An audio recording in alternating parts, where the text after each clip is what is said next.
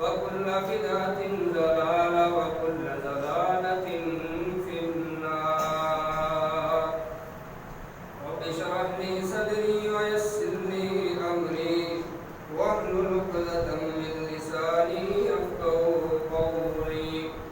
رب زدني علما اللهم رب زدني علما وعملا وفهما.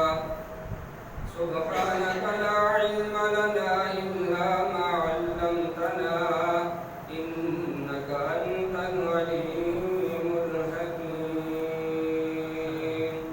أعوذ بالله السميع العليم من الشيطان الرجيم. بسم الله الرحمن الرحيم. ومن يطع الله والرسول فأولئك مع الذين أنعم الله عليهم من النبيين والصديقين والشهداء والصالحين وحسن أولئك رفيقا. صدق الله مولانا العظيم. وعن معاوية بن أبي سفيان رضي الله تعالى عنهما قال قال صاحب القرآن صلى الله عليه وسلم من يرد الله به خيرا يفقهه في الدين. وصدق رسوله النبي الأمي الكريم الأمين ونحن على ذلك لمن الشاهدين والشاكرين والحمد لله رب العالمين. دیشوک سے نام صحابہ کا ہر چرچا عام صحابہ کا. دل شوق سے نام صحابہ کا ہر چرچا عام صحابہ کا. گر جنت میں جانے کی ہے طلب تو لے پلہ تھام صحابہ کا. ہر قسم کی حمد و ثنا اللہ احکم الحاکمین کی ذات بابرکات کے لیے ہے جو ہم سب کا خالق مالک رازق داتا گنج بخش ہے. فعال لما یرید علی کل شیء قدیر کی طاقتوں کا مالک ہے. ان بلا تعداد بے حد و حساب درود و سلام امام الانبیاء والی بدھا ساقی کوثر شاف محشر شفیع المذنبین و رحمت للعالمین صلی اللہ علیہ وآلہ وسلم کی ذات بابرکات کے لیے ہے. رحمت اور بخشش کی دعائیں صحابہ کرام تابعین اعظام فقہاء دین ائمہ دین اور قیامت تک کے آنے والے موحد مسلمانوں کے لیے. حضرات عزیز وقار، آج میں آپ کے سامنے ایک ایسی ہستی کا تذکرہ خیر کرنا چاہتا ہوں جو اول المسلمین ہے، افضل البشر ہے بعد الانبیاء. جب رحمت کائنات صلی اللہ علیہ وآلہ وسلم نے اپنی تبلیغ کا آغاز کیا تھا، محمد ابن عبداللہ سے محمد رسول اللہ صلی اللہ علیہ وسلم بنے تھے اور بتایا تھا کہ میں اللہ کا رسول ہوں. سب سے پہلے جس نے تصدیق کی، آپ کی دعوت پر لبیک کہا، اسلام قبول فرمایا کہ جیسے آپ کہتے ہیں میں ویسے ہی کروں گا اور میں مانتا ہوں کہ آپ سچے رسول ہیں. وہ ہستی کون ہے جن کا نام نامی اس میں گرامی ہے؟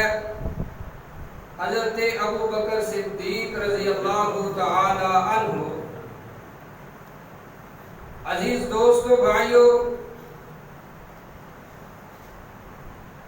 حضرت امام ابن کثیر علیہ رحمہ فرماتے ہیں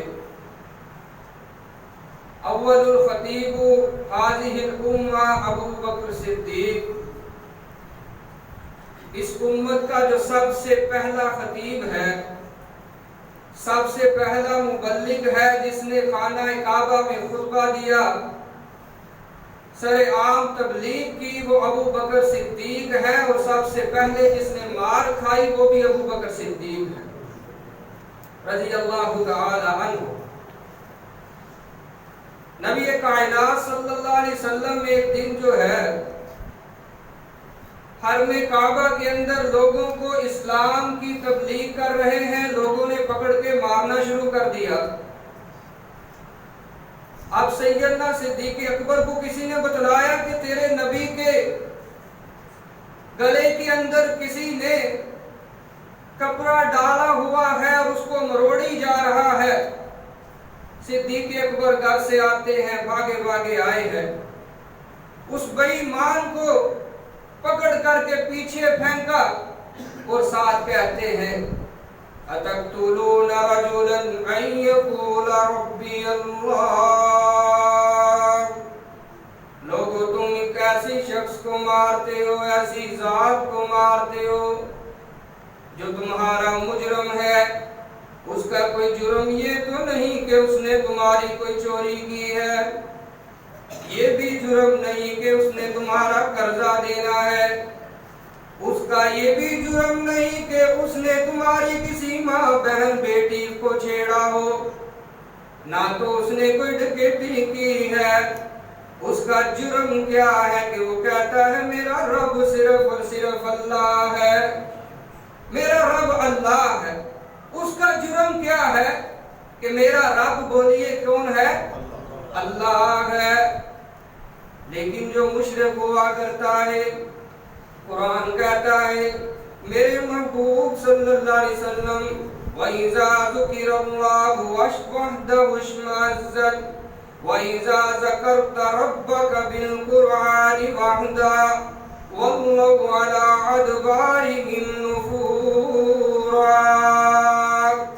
میرے نبی صلی اللہ علیہ وسلم جب آپ اکیلے رب کا مشرکین کے سامنے تذکرہ کرتے ہیں، جب آپ کہتے ہیں کہ میرا مشکل کشا اکیلا عرش والا ہے، میرا داتا صرف عرش والا ہے، میری بگڑی بنانے والا، میری ڈوبتی پار لگانے والا صرف اور صرف اکیلا عرش کا خالق و مالک ہے جو عرش پر رہنے والا ہے، تو ان کو غصہ آ جاتا ہے۔ یہ کہتے ہیں میرا لات، میرا منات، میرا عزا، میرا حبل، جن کو ہم نے ساری زندگی پوجا، ہمارے آباء و اجداد نے پوجا، وہ کسی کھاتے کے نہیں ہے، وہ کسی کام کے نہیں ہے، تو ان کو غصہ آتا ہے جب آپ قرآن پاک کی زبانی ان کو کہتے ہیں کہ میرا رب کون ہے؟ اللہ ہے، ان کو غصہ آتا ہے۔ تو صرف اس بات پر آپ ایک ایسے شخص کو مار رہے ہیں جو آپ کی بھلائی کے لیے آیا ہے۔ اب ظالموں نے کیا ہے، چھوڑ دیتے ہیں رحمت کائنات صلی اللہ علیہ وسلم کو، پکڑ لیتے ہیں آپ کے رفیق کو، کوئی ادھر سے مار رہا ہے، ادھر سے مار رہا ہے کہ ابو بکر تیری اتنی جرت کیسے ہوئی کہ تو اس کے ساتھ آ کر کے کھڑا ہو گیا، اتنا مارتے ہیں۔ سیدنا صدیق اکبر رضی اللہ تعالیٰ عنہ بے ہوش ہو کر کے گر پڑتے ہیں۔ آپ کے خانوادے کو، لوگوں کو پتا چلا، قبیلے کے لوگوں کو پتا چلتا ہے کہ ہمارے قبیلے کے فرد ابو بکر کو مارا جا رہا ہے، وہ آتے ہیں چھڑا کر کے گھر لے جاتے ہیں۔ اب ہوش آیا، باپ بھی پاس ہے، ماں بھی پاس ہے، قبیلے کے لوگ بھی پاس ہیں، رحمت کائنات صلی اللہ علیہ وسلم کا یہ رفیق سب سے پہلے ہوش آنے کے بعد پوچھتا ہے میرے نبی کا کیا حال ہے، میرے پیغمبر کا کیا حال ہے۔ یہ نہیں پوچھا مجھے کس نے مارا ہے، یہ کر دوں گا وہ کر دوں گا، آئے میرے کوئی سامنے بلکہ پوچھا تو وہی الفاظ ہے کہ میرے محبوب کدھر ہے؟ اب میں کچھ کھاتے نہیں ہے، ماں دودھ دیتی ہے پیتے نہیں ہے، اس وقت پیوں گا جب مجھے پتا چل جائے گا کہ آمنہ کے لال علیہ السلام ابھی صحیح سلامت میرے سامنے آئے۔ لوگ جو ہیں جنہوں نے بچایا تھا وہ کہتے ہیں یہ کیسا شخص ہے، بچانے والے ہم ہیں، اٹھانے والے ہم ہیں، لیکن یہ ابھی بھی نام اسی کا لے رہا ہے جس کے لیے اس نے مار کھائی ہے۔ وہ چھوڑ کے چلے جاتے ہیں۔ میرے عزیز دوستو، یہ ابو بکر ہے صدیق رضی اللہ تعالی عنہ۔ اب واقعہ آتا ہے ہجرت کا۔ نبی کائنات صلی اللہ علیہ وسلم دوپہر کا وقت ہوتا ہے تو آتے ہیں اسی کے گھر میں، آ کر کے دستک دیتے ہیں، آواز آتی ہے من بالباب۔ دوپہر کے وقت تو کوئی آیا نہیں کرتا، کون آیا ہے؟ آپ فرماتے ہیں کہ میں ہوں۔ پتا چلتا ہے تو یوں محسوس ہوتا ہے کہ جیسے ابو بکر کے آنگن میں آج چاند طلوع ہو چکا ہے۔ خوشی کا اظہار کر رہے ہیں کہ آئیے جی آیا نو ویلکم، خوش آمدید، ہماری تو قسمت کے کیا کہنے، اللہ اکبر کہ آپ آئے ہیں۔ میں کہا کرتا ہوں عزیز دوستو، ساری دنیا جو ہے وہ محمد عربی صلی اللہ علیہ وسلم کے قدموں میں جانا فخر سمجھتی ہے اور جاتی ہے، ابو بکر بھی جاتے ہیں، اس میں کوئی شک نہیں ہے۔ لیکن جب بھی دیکھو گے محمد صلی اللہ علیہ وسلم کو، وہ ابو بکر کے دروازے پہ آتے ہیں۔ جب بھی آتے ہیں، صبح کو آتے ہیں، شام کو آتے ہیں، کسی اور لوگ بلا کر کے لے جاتے ہیں کہ آئیے حضرت ہمارے گھر آئیے، لیکن ابو بکر وہ شخصیت ہے کہ جس کے در پر دروازے پر خود آمنہ کے لال علیہ السلام چل کے آیا کرتے تھے۔ ابو بکر تیرے کیا کہنے رضی اللہ تعالی عنہ۔ دوپہر کا وقت ہے، سیدہ عائشہ صدیقہ فرماتی ہیں اللہ کے رسول آئے، آ کر کے کہتے ہیں اے ابو بکر حکم مل چکا ہے، آج ہم نے ہجرت کر جانی ہے، میرے رب نے حکم دے دیا ہے کہ مکہ سے ہجرت کر جائیے۔ نبی پاک علیہ السلام سے ابو بکر پوچھتے ہیں اکیلے جا رہے ہیں یا میں بھی؟ اشارے سے پوچھا اکیلے جا رہے ہیں یا میں؟ آپ نے فرمایا آپ بھی جا رہے ہیں، یہ رب کا حکم ہے، اللہ نے فرمایا ہے کہ ابو بکر کو ساتھ لے کر کے جائیے۔ سارے لوگوں کو آپ نے پہلے بھیج دیا تھا، ابو بکر سے فرمایا تھا حضرت علی سے کہ آپ ابھی یہیں پر رکے رہیے۔ اب میں کہنا چاہتا ہوں کہ عرش پر ابو بکر پر اعتماد خدا کرتا ہے اور فرش پر ابو بکر پر اعتماد محمد مصطفیٰ کرتا ہے صلی اللہ علیہ وسلم۔ کسی کو جو بھی ساتھ لے کر کے جائے گا سفر کے اندر، اس پر اعتماد ہوگا تو ساتھ لے کر کے جائے گا۔ جی غور کیجئے، سیدنا صدیق اکبر رضی اللہ تعالیٰ عنہ کو ساتھ لیا، یوں ہی کچھ اندھیرا چھایا، گھر کی پچھلی سائڈ سے نکلے ہیں دونوں یار، اب جا رہے ہیں غار سور کی طرف۔ غار سور کا پرخطر رستہ، پتھریلی زمین اور بہت بلند تاری چوٹی ہے غار سور کی۔ نبی علیہ السلام چلتے جا رہے ہیں، آپ کے پاؤں مبارک کے اندر جو ہے سوزش پیدا ہوئی، چلنا محال ہو گیا، یہاں تک کہ خون نکلنا شروع ہو گیا۔ اب سیدنا صدیق اکبر نے اپنے محبوب مدنی آقا کریم علیہ السلام کو اٹھا لیا اپنے کندھوں کے اوپر، کندھوں پہ اٹھا لیا ہے، اب جلدی سے غار کے اندر لے گئے۔ صدیق کی وفا دیکھیے، یاری دیکھیے، اپنے محبوب صلی اللہ علیہ وسلم سے محبت دیکھتے چلے جائیے نا۔ اب غار کے اندر جب داخل ہو گئے ہیں، فرماتے ہیں یا رسول اللہ صلی اللہ علیہ وسلم آپ ابھی باہر رکیے، میں دیکھتا ہوں کہ اندر کوئی موذی چیز ہی نہ ہو۔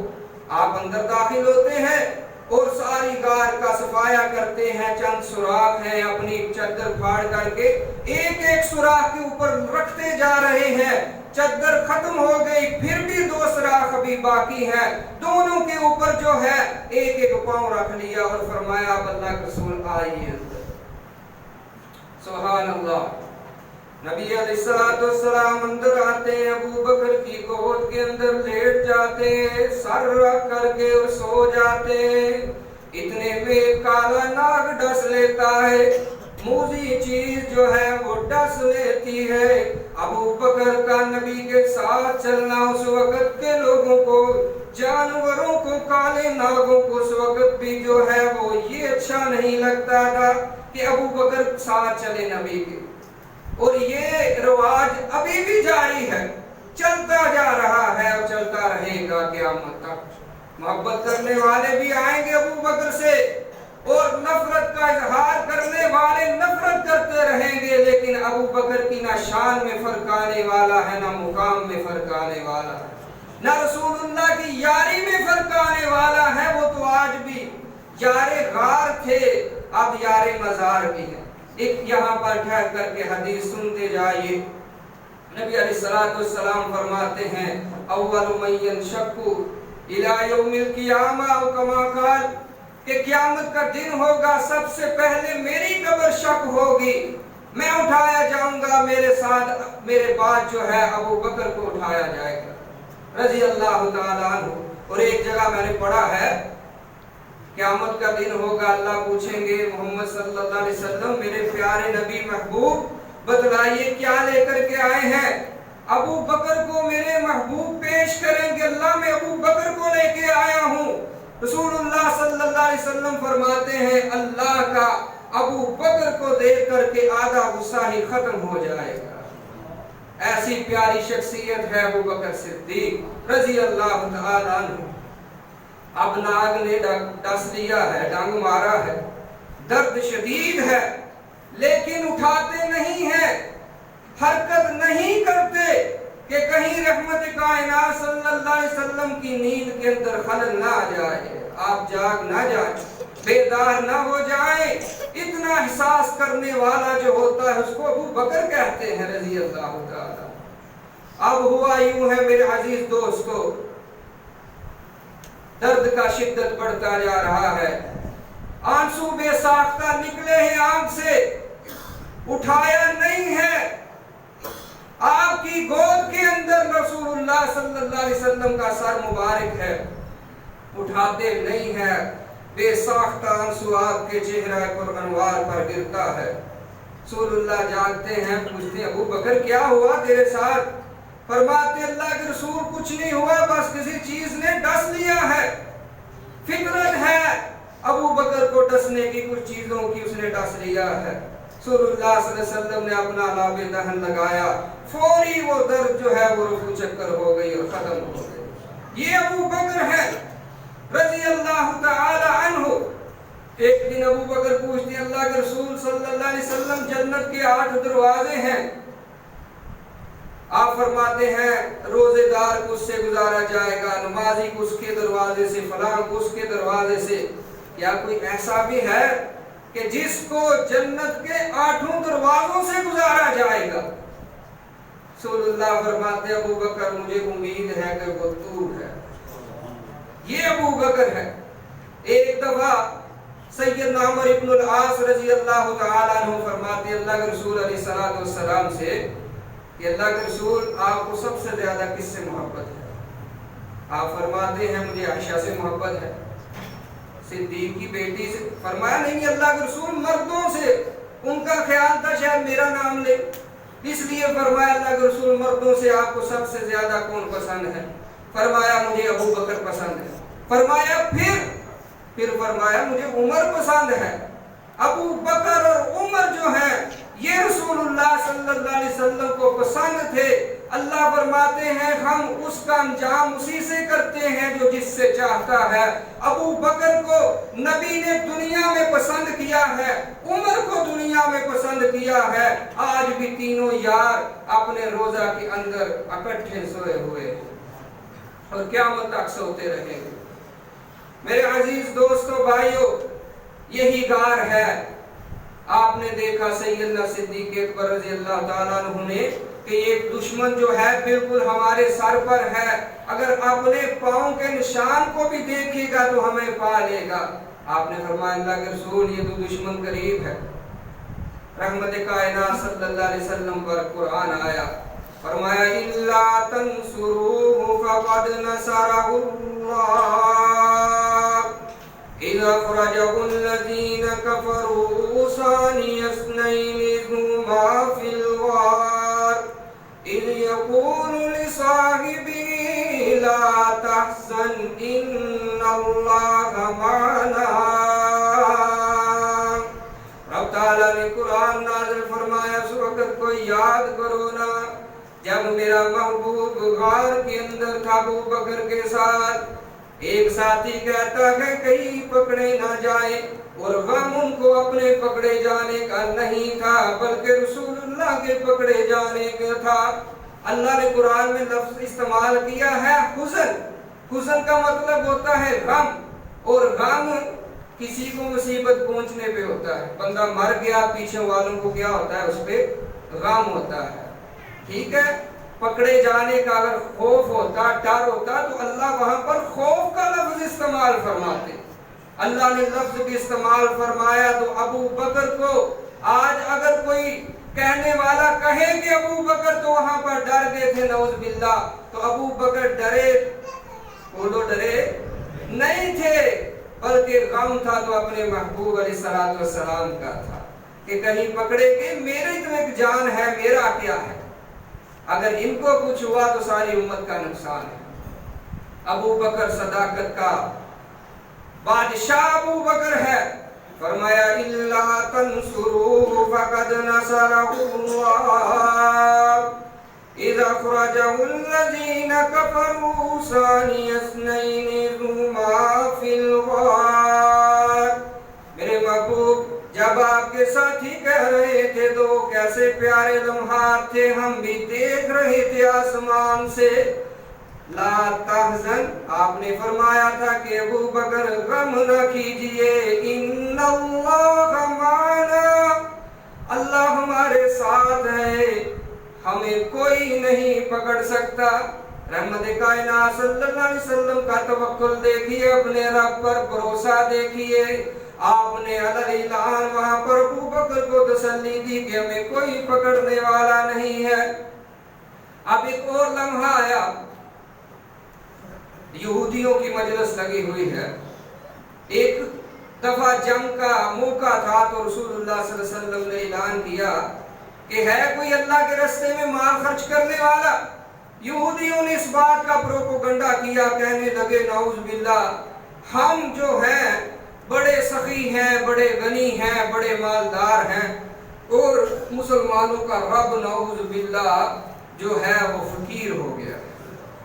वहां पर अबू बकर भी मौजूद थे, सैयदना अबू बकर सिद्दीक वहां मौजूद थे। मेरे अजीज दोस्तों, जब ये जुमला सुना अबू बकर की गैरत को गवारा न हुआ, एक जोरदार थप्पड़ उस यहूदी मौलवी के मुंह पे लगा देते हैं। अब उनको तो ये पहले ही चाहिए था कि अबू बकर को किसी तरह हम जो है जलील करें, नऊज़ बिल्लाह। अब वो आते हैं मजलिस से उठ करके रसूलुल्लाह सल्लल्लाहु अलैहि वसल्लम की बारगाह में आकर के कहते हैं अल्लाह के रसूल हमें किसास चाहिए। फरमाया किस बात का किसास चाहिए? कहते हैं आपके दोस्त अबू बकर ने हमें हमारे जो पादरी राहिब है उसके मुंह पे थप्पड़ मार दिया है, और थप्पड़ के निशान भी मौजूद थे, फिंगरप्रिंट्स पूरे मौजूद थे उस वक्त। अब क्या किसास चाहिए? अबू बकर को बुलाया गया। आप फरमाते हो सकता है उम्र हो, ऐसी कार्रवाई वही कर देते हैं फौरन। अबू बकर तो बड़े ही नर्म मिजाज हैं, वो ऐसे नहीं कर सकते। तो सही तरह देखो था कौन? उन्होंने कहा हमें पता है अबू बकर ही थे।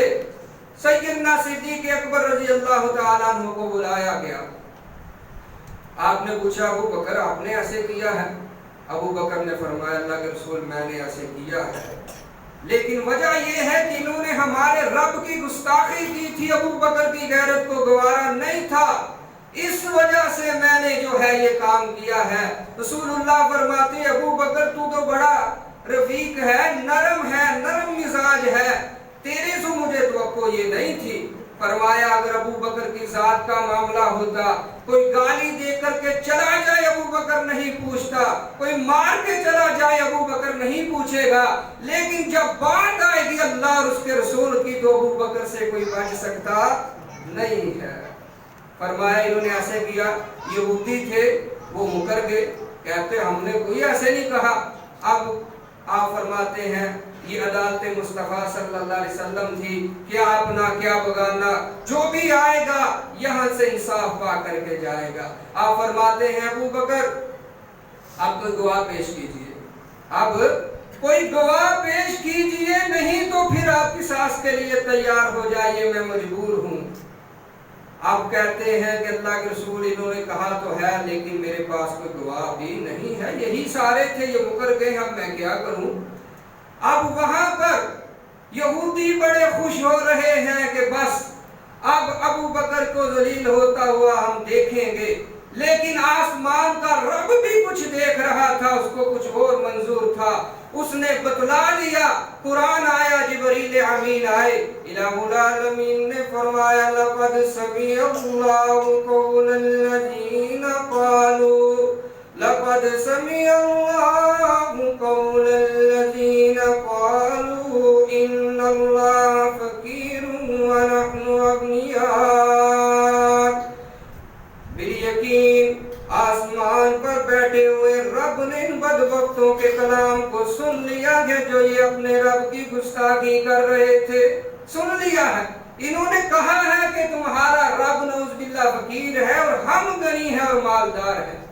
جب یہ فرمایا سنکتب ما قالوا، ہم نے وہ بات نوٹ کر رکھی ہے کہ جو ان بدبختوں نے کہی تھی، ابو بکر سچ کہہ رہے ہیں۔ یہ ابو بکر اور اس کا گرانہ ہے، اللہ کی قسم۔ آپ دیکھیے الزام لگا تھا سیدنا یوسف علیہ نبینا علیہ تسلیم پر لگا، ایک بچے نے گواہی دی تھی۔ سیدہ مریم پر بہتان لگا، آپ کے بیٹے عیسیٰ علیہ السلام بچپنے میں تھے، گواہی دی تھی، فلاں کی گواہی کسی نے دی، فلاں کی گواہی کسی نے دی، لیکن یہ گرانہ ایسا ہے جب بھی اس کے اوپر تہمت لگتی ہے وکیل صفائی خود عرش والا بن کر کے سامنے آ جاتا ہے۔ امی عائشہ صدیقہ پر تہمت لگی نا، پوری 20 آیتیں اور ایک رکوع جو ہے، 2 رکوع ان کی شان میں اترے۔ قرآن نے آ کر کے برات کا اظہار کیا تھا، نہیں تو آپ نے فرمایا تھا ایک لمحے پر کہ عائشہ بتلاؤ اگر غلطی ہو گئی ہے میں اللہ سے معافی مانگوں گا، اللہ معاف فرما دیں گے، اگر نہیں کیا تب بھی بتلا دو۔ عائشہ فرماتی ہے میں نے کیا نہیں ہے اور میں کہوں میں نے نہیں کیا تو آپ کس طرح مان جاؤ گے، وہ منافقین کس طرح مانیں گے؟ فرماتی ہیں انما اشکو بسی و حزنی الی اللہ، میرا غم اللہ پر ہے، میرا شکوہ اپنے رب سے ہے، وہی کوئی برات کا اعلان کرے گا تو کرے گا۔ آج میں وہی بات کہتی ہوں جو ابو یوسف نے کہی تھی۔ آپ فرماتی ہیں مجھے سیدنا یعقوب علیہ السلام کو اس وقت نام بڑا زور لگایا لیکن ذہن میں آیا نہیں، میں نے ابو یوسف کہہ کے گزارا کر لیا کہ میرا جو غم ہے شکوہ ہے اپنے رب سے ہے، وہی کچھ اتارے گا۔ پھر اللہ نے قرآن اتارا نا، فرمایا الخبیثات للخبیثین والخبیثون للخبیثات والطیبات للطیبین والطیبون للطیبات۔ میرے محبوب صلی اللہ علیہ وسلم جی یہ ہمارا اصول نہیں ہے، ناپاک مردوں کے لیے ناپاک عورتیں ہوا کرتی ہیں اور ناپاک عورتوں کے لیے پلید غلیظ مرد ہوا کرتے ہیں، اور جو پاک ہوتا ہے اس کے لیے کیا ہوتی ہیں؟ پاک عورتیں ہوتی ہیں۔ میرا محبوب تو پاک ہے، اور سب سے زیادہ اگر کوئی پاکیزہ شخصیت ہے تو وہ کون سی ہے؟ محمد رسول اللہ صلی اللہ علیہ وسلم۔ کیسے ہو سکتا ہے؟ یہ تو ہمارا قانون ہے۔ سیدہ فرماتی ہے میں نے کہا تھا میں سوچ نہیں سکتی تھی کہ میری برات میں قرآن آئے گا، میں نے کہا تھا اللہ کے رسول سوئیں گے خواب میں اللہ بتلا دیں گے یا کسی اور ذریعے سے بتا دیں گے، لیکن میری برات میں اللہ نے قرآن ہی اتار دیا۔ یہ ایسا گرانہ ہے عزیز دوستو۔ پھر وہاں پر یہودی جو ہے وہ پھیکے پڑے اور وہاں سے دفع ہو گئے کہ صدیق سے کوئی بھی دشمنی کرے گا تو ایسے ہی ہے کہ اس نے محمد رسول اللہ سے دشمنی دشمنی کی ہے صلی اللہ علیہ وسلم، اور جو رسول اللہ سے کرتا ہے دشمنی وہ اپنے اللہ سے کرتا ہے۔ میرے عزیز دوستو بھائیو، سیدنا صدیق اکبر کی ہستی وہ ہستی ہے، آپ نے اعلان فرما دیا کہ یہ مسجد نبوی کے اندر جتنے بھی لوگوں کے گھروں کے دروازے ہیں وہ سارے دروازے ختم کر دو سوائے ابو بکر کے۔ ابو بکر کا دروازہ رہنے دو، اس کے دروازے کو نہیں ہلانا، یہ ابو بکر ہے۔ آپ نے اعلان فرمایا غزوہ تبوک کے موقع پر کہ دشمن بڑی کثیر تعداد میں ہے، سفر بڑا لمبا ہے، لاؤ لوگوں اللہ کے رستے میں مال خرچ کرو، ہم نے جنگ کے لیے جانا ہے۔ سیدنا فاروق اعظم آتے ہیں، اللہ کے رسول علیہ السلام پوچھتے ہیں عمر کیا لے کر کے آئے ہو؟ فرمایا جو لے کر کے آیا ہوں اتنا ہی گھر کے اندر بھی چھوڑ کے آیا ہوں۔ اب عمر سوچ رہے تھے آج تو میں گھر کا آدھا مال ہی اللہ کی راہ میں تقسیم کرنے جا رہا ہوں، دے رہا ہوں، آج تو میں ابو بکر سے آگے گزرا نکل ہی جاؤں گا آگے، آج یہ نیکی جو میری ہے یہ ابو بکر سے آگے مجھے بڑھا دے گی۔ لیکن ہوا کیا؟ آپ پوچھتے ہیں میرے یار غار تو بتلانا تو کیا لایا ہے؟ فرماتے اللہ کے رسول میں نے اگر گھر میں کوئی ایک سوئی پڑی تھی تو وہ بھی میں لا کر کے آپ کے قدموں میں نچھاور کر چکا ہوں، وہ بھی لے آیا ہوں۔ فرمایا چھوڑا کیا ہے اہل و عیال کے لیے؟ فرمایا اللہ اور اس کے رسول کی محبت ہی پر چھوڑ کے آیا ہوں۔ آپ سیدنا فاروق اعظم سوچتے ہیں ہائے ایک ہی موقع تھا یہ والا، آج کے بعد تو موقع بھی نہیں ملے گا سوچنے کا بھی میں ابو بکر سے آگے گزر جاؤں، موقع بھی نہیں ملے گا۔ اللہ اکبر، یہی وہ صدیق اکبر ہے جس نے اس امت کی جو ہے رسول اللہ صلی اللہ علیہ وسلم کے بعد جو ہے باغ دوڑ سنبھالی۔ لوگ جو تھے جنگ ہار کر کے وہاں سے دفع ہو چکے تھے اور ان کے وہم و خیال میں یہی تھا کہ بس اب رسول اللہ کی حیات طیبہ جب ختم ہو جائے گی تو پھر ہم اپنی جو ہے وہ سازش میں کامیاب ہوں گے۔ اب کتنی سازشیں ہوئی، کسی نے نبوت کا دعویٰ کر دیا، کوئی زکوٰۃ کا انکاری ہو گیا، کئی قبیلے جو تھے وہ اسلام سے مرتد ہو گئے، بھٹک گئے کہ ہم اسلام کو نہیں مانتے، لیکن ہر ایک کا مقابلہ کیا سیدنا صدیق اکبر رضی اللہ عنہ۔ اب سیدنا اسامہ ابن زید رضی اللہ تعالیٰ عنہ بچے تھے، تھوڑی سی عمر تھی، رسول اللہ صلی اللہ علیہ وسلم نے ان کے جو ہے شاہ سوار ان کو بنایا، آرمی چیف ان کو بنایا اپنے لشکر کا، رسول اللہ صلی اللہ علیہ وسلم رحمت فرما گئے۔ اب سارے کہتے ہیں کہ بدل دو چیف اینڈ کمانڈر کسی اور کو بنا دو۔ سیدنا صدیق اکبر فرماتے ہیں یہ کیسے ہو سکتا ہے کہ رسول اللہ صلی اللہ علیہ وسلم کا بنایا ہوا کمانڈر جو ہے وہ ابو بکر تبدیل کر دے، یہ ابو بکر کو گوارا نہیں ہے، یہی جان کر کے آئے گا۔ کہتے تھے کسی تجربے کار کو بنا دو۔ میرے عزیز دوستو، اس وقت جو ہے کلا کما کیا گیا مسلمہ کذاب کا، آپ کے زمانے میں لشکر اسلام جو تھا وہ گیا تھا، اس لیے کسی کہنے والے نے اس بات کا اظہار ان الفاظ میں کیا ہے، کہتا ہے فتنہ انسی و کذاب مٹایا کس نے مٹایا؟ حضرت ابو بکر صدیق رضی اللہ تعالیٰ عنہ نے۔ جمعے کا ماحول ہے لیکن تھوڑا سا بیداری کا ثبوت دے اور بولیے کس نے؟ صدیق اکبر نے۔ آج ان کی نفرت میں لوگ کیا کیا کر رہے ہیں، ہم امن کے داعی ہیں، اللہ کی قسم ہے سنی جو ہے اہل سنت کوئی بھی ہو وہ اس ملک کے امن کو خراب کرنا کسی صورت جو ہے وہ نہ جائز سمجھتا ہے نہ برداشت کر سکتا ہے۔ لیکن اگر سنیوں کے اہل حدیث کے جو سرخیل ہیں، اکابرین ہیں، جو ہمارے ایمان کا جز اور حصہ ہے، اگر ان کو کوئی چھیڑے گا تو پھر یہ سارے کام بعد میں ہے، ان کی عزت ان کی محبت سب سے پہلے ہے۔ انشاءاللہ تیار ہونا، ہم کسی قسم کا جو ہے نقص عمل میں شامل نہیں ہو سکتے کہ امن اس ملک کا خراب ہو۔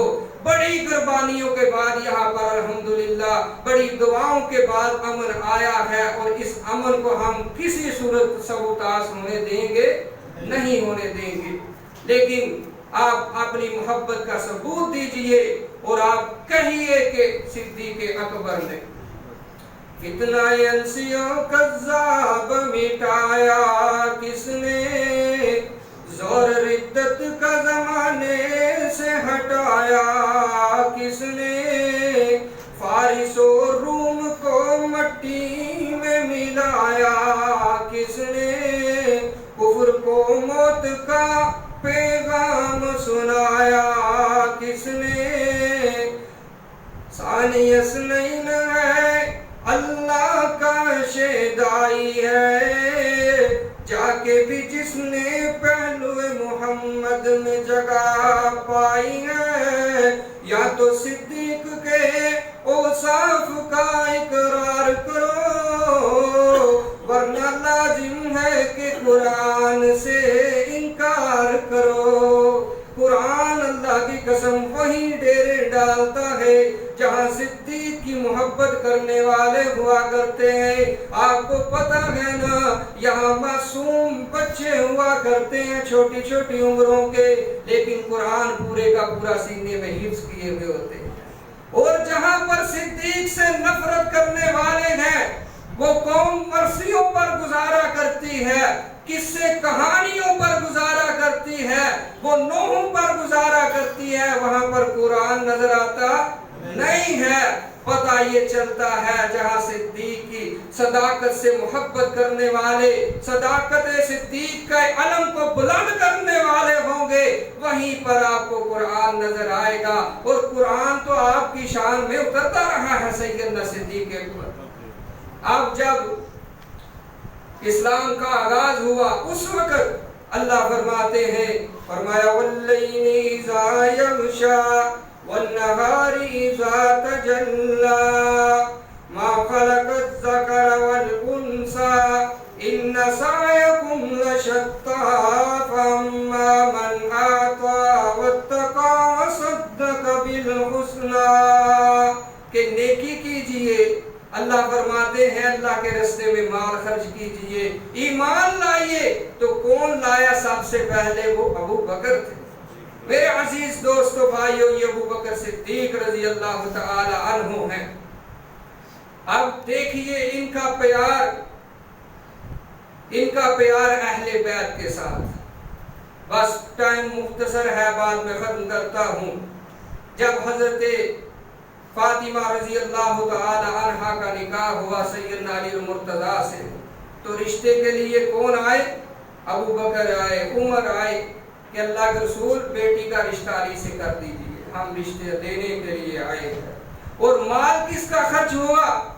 سیدنا عثمان ابن عفان رضی اللہ تعالی عنہ کا۔ ابو بکر فرمایا کرتے تھے، لوگوں میں اپنے قرابت داروں سے زیادہ نبی کے قرابت داروں سے محبت کرتا ہوں، مجھے اپنی آل اولاد بعد میں ہے، اتنا پیار اتنی محبوب نہیں ہے جتنا مجھے محبت اور پیار ہے نبی کے گھرانے سے، نبی کی اولاد سے۔ سیدنا عمر ابن الخطاب نے لوگوں کا جو ہے سالانہ وہ جو وظیفہ مقرر کیا، تو سب سے زیادہ جس کا کیا وہ حضرت حسین ابن علی تھے۔ 5000 درہم جو ہے ان کا وظیفہ لگایا کہ یہ آل رسول ہے، اور فرمایا میرے گھر کے اندر جو ہے کوئی بلا اجازت نہیں آتا۔ اسلام کا حکم بھی یہی ہے کہ جاؤ سلام بلاؤ، 3 دفعہ دستک دو، اگر اجازت مل جائے ٹھیک ہے، نہیں تو واپس چلے جاؤ۔ آپ فرماتے ہیں آل رسول کو، حسنین کریمین کو میرے گھر جب آئیں بلا اجازت آئے، مجھے کسی قسم کا کوئی بھی ان کے اوپر جو ہے وہ دکھ نہیں ہے، یہ جیسے مرضی ہے، یہ محبت ہے۔ پھر حضرت علی رضی اللہ تعالی عنہ، آپ کے ایک بیٹے کا نام تھا ابو بکر۔ لوگوں نے آ کر کے پوچھا نا کہ اس کا نام کیا رکھا ہے، بیٹا پیدا ہوا، مبارکباد دی گئی۔ کہتے ہیں میں نے خلیفہ اول اور سسر رسول صلی اللہ علیہ وسلم کے نام پر اس کا نام ابو بکر رکھا ہے۔ پھر پیدا ہوا ایک اور بیٹا، اللہ نے ایک اور بیٹا پیدا کیا جو ہے، اللہ نے ایک اور بیٹا دیا، تو لوگوں نے آ کر کے کہا کہ اس کا نام کیا ہے؟ آپ فرماتے ہیں میں نے اس کا نام عمر رکھا ہے۔ تیسرا بیٹا ہوا تو پھر آئے لوگ کہ اب اس کا نام کیا ہے؟ لوگ مبارکبادیں دیتے ہیں، مبارک ہو علی، اللہ نے پھر بیٹا دیا، اس کا نام کیا ہے؟ فرمایا اس کا نام عثمان ہے۔ اسی طرح سیدنا حسین حسن ابن علی رضی اللہ تعالیٰ عنہ کو اللہ نے بیٹے دیے، ایک کا نام محمد رکھا، دوسرے کا ابو بکر، تیسرے کا عمر رکھا۔ اسی طرح پھر پیدا ہوا بیٹا اور اس کا نام عثمان رکھا۔ اسی ترتیب سے حضرت حسین ابن علی رضی اللہ تعالیٰ عنہ نے بھی اپنے بیٹوں کے نام رکھے، ابو بکر، عمر، عثمان۔ یہ پیار تھا یا نفرت تھی؟ وہ پیار سے رکھے تھے یا نفرت سے؟ آپس میں پیار نہ ہوتا تو رکھتے؟ یہ لوگ تو یزید نہیں رکھتے نام، اگر نفرت میں رکھتے ہیں تو پھر چاہیے کہ یہ اپنے بیٹوں کے نام یزید رکھیں۔ وہ پتہ یہ چلتا ہے کہ جس کے نام پہ نام رکھا جائے اس سے محبت ہوتی ہے تو لوگ رکھتے ہیں۔ اب وہ آپ دیکھتے ہیں علی اصغر اور علی اکبر، اب ان کے نام کیا تھے؟ ایک کا نام ابو بکر تھا، دوسرے کا عمر تھا۔ اصلی نام پوچھو نہیں بتائیں گے، پتہ چلتا ہے اگر ان کو پتہ ہے بتلا دیا تو پھر جو یہ سارا رونا رپا یہ ختم ہو جائے گا کہ انہی کے بارے میں کہتے ہیں کہ ان سے تو نفرت تھی۔ تو علی نے پھر بیٹوں کے نام کیوں رکھے؟ لوگ پوچھیں گے نا، تو پھر یہ بتلا سکتے نہیں ہیں کہ ان کا نام اصلی کیا تھا۔ اس وجہ سے میرے عزیز دوستو بھائیو، آپس کے اندر ان کی کوئی نفرت نہیں تھا، پیار تھا، محبت تھی۔ سیدنا عمر ابن الخطاب رضی اللہ تعالیٰ عنہ کی لاش مبارک پڑی ہوئی ہے، جنازے سے پہلے لوگ آپ کی چارپائی کے گرد جمع ہے۔ سیدنا عبداللہ ابن عباس فرماتے ہیں میں بھی کھڑا ہوں، میرے آ کر کے کندھے کے اوپر ایک شخص نے ہاتھ رکھا، میں نے محسوس کیا، پتہ چلا یہ علی المرتضیٰ ہے، اور علی وہاں پر یہ الفاظ ادا فرما رہے تھے۔ کون سے الفاظ؟ میں کہتا تھا، دعا کیا کرتا تھا، اللہ میری زندگی جو ہے ایسی بنا دے جس طرح ابو بکر و عمر کی زندگی ہے، اب کے بعد میں نہیں دیکھتا میں کس کو جو ہے ملاؤں اور یہ دعا کروں کہ اللہ میرا جینا ایسے کر دے کہ فلاں کی طرح۔ اور پھر ساتھ کہتے ہیں یہ بھی اپنے دونوں ساتھیوں کے پاس جا ملے ہیں، دونوں ساتھ، اور مجھے امید تھی کہ یہ اسی طرح جائیں گے جس طرح رسول اللہ گئے ہیں، ابو بکر گئے ہیں، اب عمر بھی اسی رستے پر اسی جگہ پر پہنچ چکے ہیں اپنے دونوں ساتھیوں کے پاس۔ اور مجھے یہ یاد ہے رحمت کائنات صلی اللہ علیہ وسلم اکثر فرمایا کرتے تھے، میں آیا، ابو بکر آیا، عمر آیا، میں گیا، ابو بکر گیا، عمر گیا میرے ساتھ، میں بیٹھا، میں ادھر گیا، یعنی کہ ہر وقت جو ہے کبھی اپنے ساتھ ابو بکر کا تذکرہ کرتے ہیں، کبھی عمر کا تذکرہ کرتے ہیں۔ مجھے فخر ہے ان دونوں پر، میں یہ سوچتا ہوں، سمجھتا ہوں کہ اگر امت کے اندر نبی کے بعد سب سے بہترین کوئی ہے تو وہ یہ دونوں ہیں۔ میرے عزیز دوستو بھائیو، پھر یہی ابو بکر ہیں جنہوں نے اس امت کو نبی کائنات صلی اللہ علیہ وسلم کی حیات طیبہ کے اندر جو ہے 17 نمازیں پڑھائی ہیں۔ کتنی نمازیں؟ 17۔ سارے صحابہ موجود ہیں، سارے موجود ہیں، لیکن مصلی پر اگر کسی کو کیا ہے تو ابو بکر کو کیا ہے۔ سیدہ عائشہ صدیقہ رضی اللہ تعالی عنہا فرماتی ہیں، آپ رسول اللہ صلی اللہ علیہ وسلم نے فرمایا کہ ابو بکر کو آگے کیجئے، وقت نماز ہے، وہ لوگوں کو نماز پڑھا دیں۔ تو عائشہ فرماتی ہیں رضی اللہ تعالی عنہا کہ یہ برداشت نہیں کر سکے گا میرا بابا کہ رسول اللہ بیمار ہیں اور ان کے مصلی پر کھڑے ہو جائیں، وہ بڑے ہی نرم مزاج ہیں، وہ برداشت نہیں کر سکیں گے، آپ عمر کو حکم دے دیجئے۔ آپ نے فرمایا نہیں، ابو بکر کو آگے کیجئے۔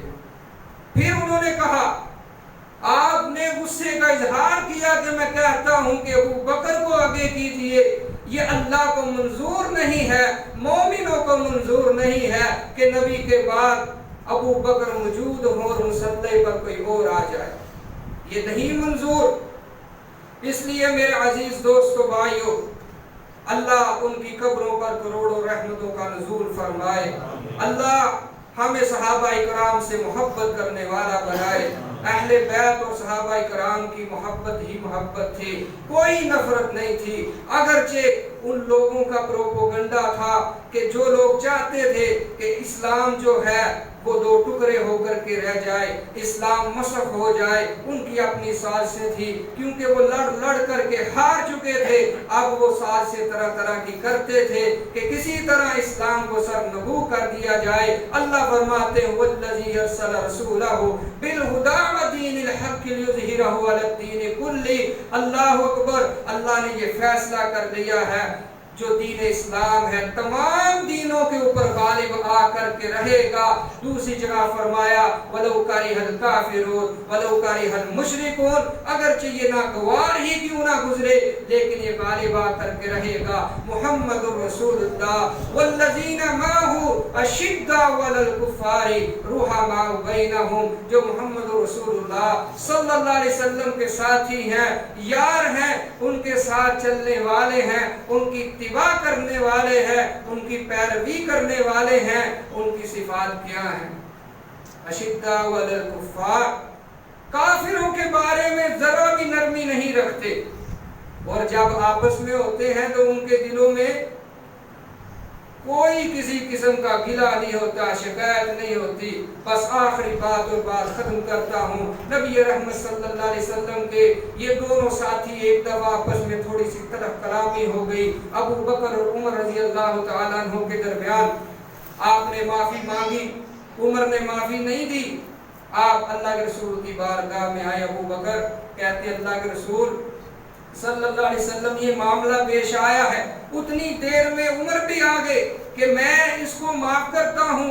اب دیکھیے رسول اللہ صلی اللہ علیہ وسلم کا جو ہے وہ غصہ جو ہے دیکھنے کے قابل تھا۔ اس وقت آپ کے رخسار مبارک سرخ ہو چکے تھے اور آپ فرماتے ہیں لوگو تم کب باز آؤ گے میرے اس یار کو ستانے سے؟ تمہیں پتہ نہیں ہے جب میں نے آ کر کے تمہارے سامنے نبوت کا اعلان کیا تھا، دعوت دی تھی، تم سب نے میرا انکار کر دیا۔